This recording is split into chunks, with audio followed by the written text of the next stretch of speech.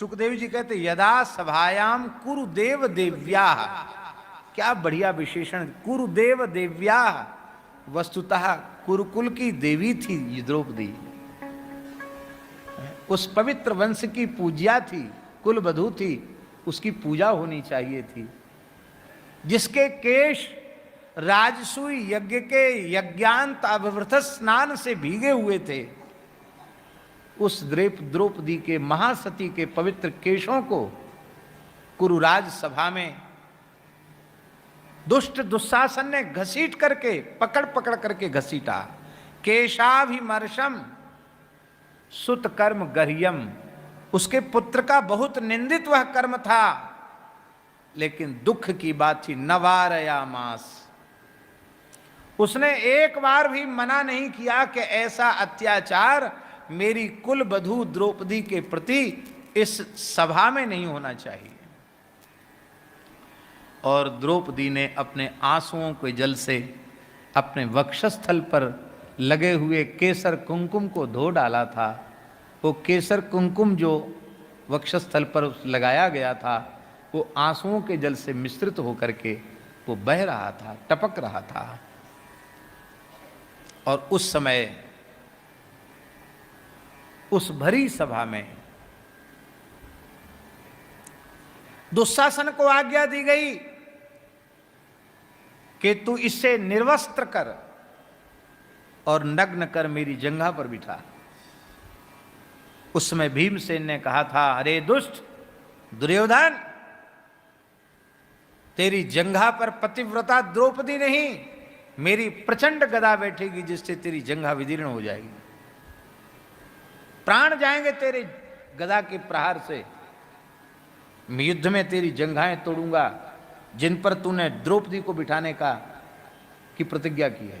द्रौपदी तो नहीं बैठेगी, मेरी गदा बैठेगी तेरी जंघा पर।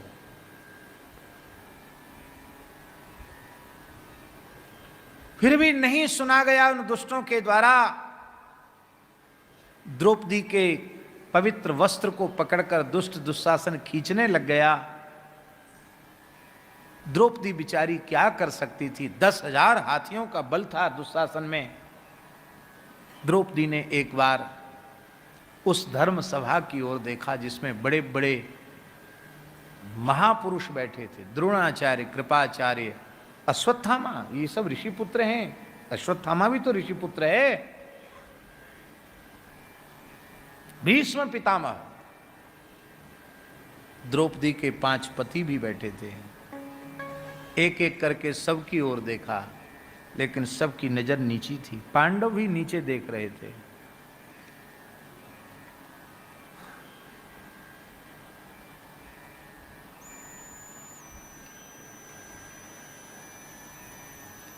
द्रौपदी ने देखा कि अब हमारी लज्जा यहां बचाने वाला कोई दूसरा है नहीं।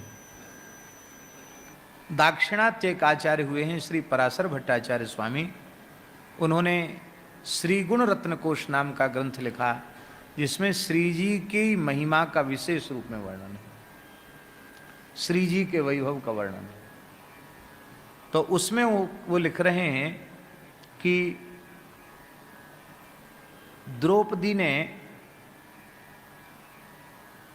जब सबकी ओर देखा और सबकी नजर नीची थी, तब पुनः एक बार द्रौपदी ने कृपाचार्य की ओर देखा, फिर से देखा और केवल कृपाचार्य की ओर देखा। क्यों? आचार्य माने गुरु, और गुरुदेव की जैसी कृपा और किसी में होती नहीं है। गोस्वामी जी ने कहा, जय जय जय हनुमान गोसाई, कृपा करहु गुरुदेव की नाई। इसका मतलब गुरुदेव के जैसी कृपा गुरुदेव ही करते हैं। तो द्रौपदी ने मानो द्वारा नजर इसलिए मिलाई कि एक तो तुम आचार्य हो, अरे कुछ नहीं तो कुल गुरु तो हो, आचार्य हो, और फिर तुम्हारे नाम में कृपा शब्द जुड़ा हुआ है। तो कृपाचार्य ही कृपा नहीं करेंगे तो कृपा कौन करेगा? तो कृपाचार्य की ओर देखकर गुरुतत्व की शरणागति ली। कृपाचार्य के रूप में गुरुतत्व की शरणागति ली, और जैसे ही गुरुतत्व की शरणागति ली, कि तत्व तो अखंड मंडलाकारम व्याप्तम येन चराचरम तत्पदम दर्शितम येन तस्मै श्री गुरवे नमः। गुरु तत्व तो व्यापक तत्व है, व्याप्तम येन चराचरम। तत्काल कृपाचार्य ने, अब वहां बोल तो सकते नहीं है, तो ये उंगली उठाई, संकेत किया। ये चित्त मलिन होता है तो चाहे भागवत सुन लो, चाहे महाभारत सुन लो, चाहे भक्तमाल सुन लो, चाहे गीता जी सुन लो, बोध नहीं होगा। और चित्त निर्मल होगा तो बोलने की जरूरत नहीं पड़ेगी, इशारे में ज्ञान हो जाए। द्रौपदी का चित्त इतना निर्मल है कि जो बात अर्जुन को 18 अध्याय गीता सुनकर समझ में आई, वो भी भगवान के समझाने पर सर्वधर्मान परित्यज्य मामेकम शरणम व्रज अहं त्वा सर्व पापेभ्यो मोक्षयिष्यामि मा शुचो, वो बात बिना गीता सुने द्रौपदी को इशारे में समझ में आ गई। एक उंगली देखकर समझ में आ गई, अरे तू अनेकों की ओर क्यों देखती है, तू एकमात्र श्री कृष्ण की ओर देख। वो परम भक्ता तो थी ही, और द्रौपदी ने दोनों हाथ ऊपर करके श्री कृष्ण को पुकारा, द्वारिका वासी कह करके पुकारा। ठाकुर जी वहीं थे, पर भक्त की वाणी को सत्य करने के लिए वहां से द्वारिका गए, पर द्वारिका से आए इसलिए थोड़ा सा विलंब हो गया। आहा,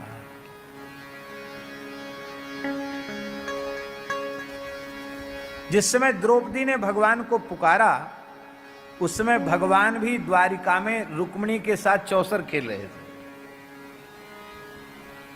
पासे खेल रहे थे भगवान भी। क्यों खेल रहे थे? बोले हमारे भक्त खेल रहे, थोड़ा हम भी खेल लें।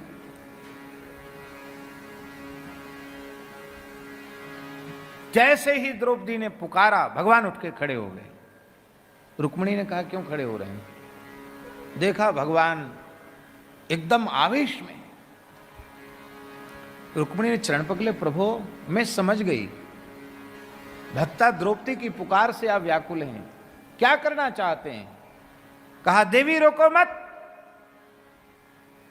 जिस सृष्टि में, जिस ब्रह्मांड में, जिस जगत में, जिस संसार में मेरी प्राण प्रिय भक्ता सखी द्रौपदी का तिरस्कार होता है, मैं उस सृष्टि को नहीं रखना चाहता हूं, मैं सारी सृष्टि को भस्म करना चाहता हूं। सारी सृष्टि को समाप्त करने का संकल्प भगवान कर रहे हैं। रुक्मिणी ने कहा प्रभु आवेश में कोई निर्णय नहीं लेना चाहिए। आप भक्ता द्रौपदी की रक्षा करने के लिए जगत को नष्ट करना चाहते हैं। जगत में कितने श्रेष्ठ श्रेष्ठ भक्त आपके विराजमान हैं, बाद में आपको ही रोना पड़ेगा। आप आवेश में निर्णय मत लीजिए। भगवान ने कहा ठीक है, तुमने हमको बचाया है आवेश से, मैं हस्तिनापुर को नष्ट करूंगा। कहा हस्तिनापुर में तो एक से एक भक्त विराजमान है, महात्मा विदुर भी तो हैं, आपकी काकी विदुरानी भी तो है, कुंती माता भी, आपकी बुआ भी तो वही है। तो भगवान ने कहा मैं सभा को भस्म करूंगा। बोले उसमें भीष्म, द्रोणाचार्य, कृपाचार्य ये सब बैठे हैं। भगवान ने कहा भले ही बहुत बड़े बड़े से बड़े महापुरुष बनते हो, लेकिन मेरी भक्ता के तिरस्कार को सहन किया है इन्होंने, मैं इनको भी नहीं भस्म करूंगा। और भगवान ने कहा कि मैंने जिनको तुम मारने से घबरा रहे हो ना अर्जुन, मया हिते निहिता पूर्वमेव, मैंने उनको पहले नष्ट कर दिया। कब? जब द्रौपदी के अपमान पर वे नहीं बोले, मैंने उसी समय उनको समाप्त कर दिया था।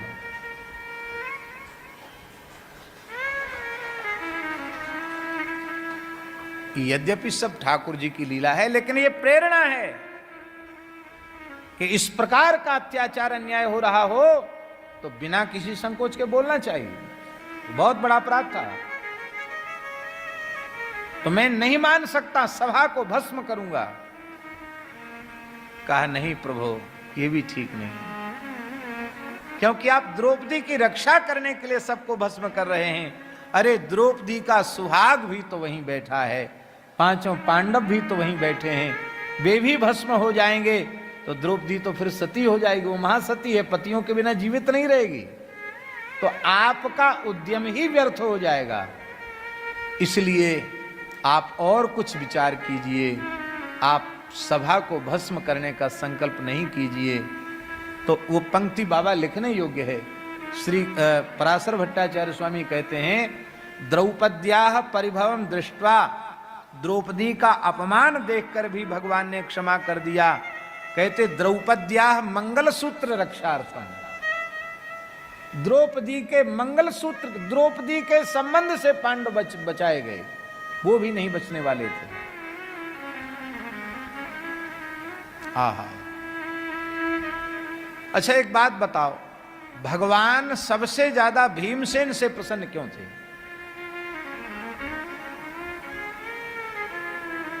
सखा तो अर्जुन है विशेष रूप में, पर भीमसेन पर भगवान सबसे ज्यादा प्रसन्न है पांडवों में। उसका कारण है कि भीमसेन ने विरोध किया था, उस समय भी विरोध किया था, और रोते हुए कहा था आवेश में कि जिन हाथों से आपने द्रौपदी को दांव पर लगाया, लाओ अग्नि में उन हाथों को जलाऊंगा, मुझे भले ही पाप लगे तो लग जाए, मैं धर्मराज के हाथ से जलाऊंगा, इनको क्या अधिकार द्रौपदी को दांव पर लगाने का। भगवान ने कहा, भीम तुमने हमारा हृदय जीत लिया, मेरी भक्ता के लिए कुछ बोला तो सही। कोई नहीं बोल पाया, भीमसेन ने बोला। इसलिए लिखा है, पापम प्रणश्यति वृकोदर कीर्तनेन, भीमसेन का नाम लेने वाले के पाप नष्ट हो जाते हैं। ये भीमसेन का स्वरूप है। तो महाराज फिर भगवान ने वस्त्रावतार ग्रहण किया। आहा, धन्य है भगवान। विविध अवतार तो लेते ही हैं, आज भगवान वस्त्र बन गए। भक्त का तो आवरण भी भगवान ही होते हैं। और महाराज जी क्या कहें, कोई शब्द नहीं है। जिस समय द्रौपदी का वस्त्र भगवान बने हैं, उस समय द्रौपदी रजस्वला अवस्था में थी। उस अवस्था में स्पर्श भी स्पर्श योग्य स्त्री शरीर नहीं होता है। लेकिन भगवान अपने भक्त से कितना प्रेम करते हैं। भगवान की दृष्टि में कोई अपवित्र है ही नहीं। ऐसा भक्तों से प्रेम करने वाला भगवान के अतिरिक्त और कौन होगा। एक वस्त्र धारण किए हुए थे द्रौपदी ने, और भगवान उनके वस्त्र बन गए। इससे अधिक और क्या हो सकता है।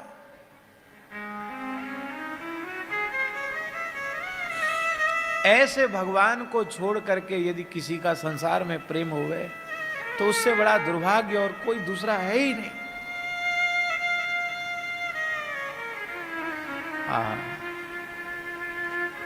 दुशासन की भुजा थकित भई, घट्यो न 10 गज चीर। 10 गज चीर घटा नहीं, दुशासन की भुजाएं थकित हो गई। बोले कि उस समय द्रौपदी ने अपने सतीत्व के बल से प्रतिदिन सत्संग एवं दर्शन के लिए श्री